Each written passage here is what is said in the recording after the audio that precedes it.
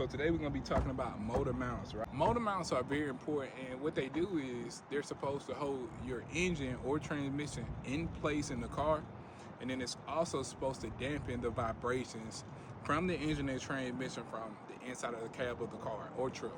Prime examples of a bad motor mount is you're in your car, you're putting in drive, and right there while you're sitting in drive, you feel a lot of vibration, right? That is a symptom of a bad motor mount. Let's say, for instance, you got the car in drive, and as soon as you hit the gas to go, you hear a plunk.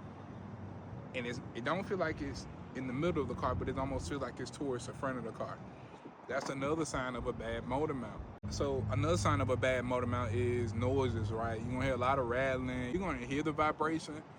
Sometimes with that motor mount allowing that engine to shake or move too much, it's gonna cause other things to rub against each other, which you're not supposed to. That's why these are very important. On certain vehicles, like for instance, this came off a Nissan Sentra. So it came with a transmission mount, a top mount for the motor. This is the bottom mount for the bottom of the engine. And then this is also another top mount for the engine. So sometimes on vehicles, you can have 3 to 4. Sometimes you can have 2. It just really depends on your car. For me, if one goes out, I recommend you replace them all.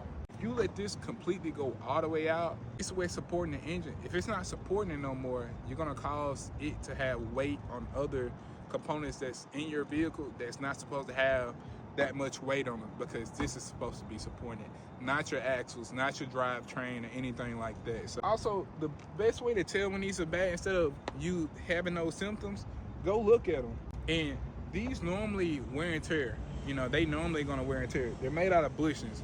So they're gonna deteriorate over time, over age, they're gonna crack and they're gonna get worse. So if you haven't had your motor mounts checked out, get them checked out by your local shop or your nearest mechanic.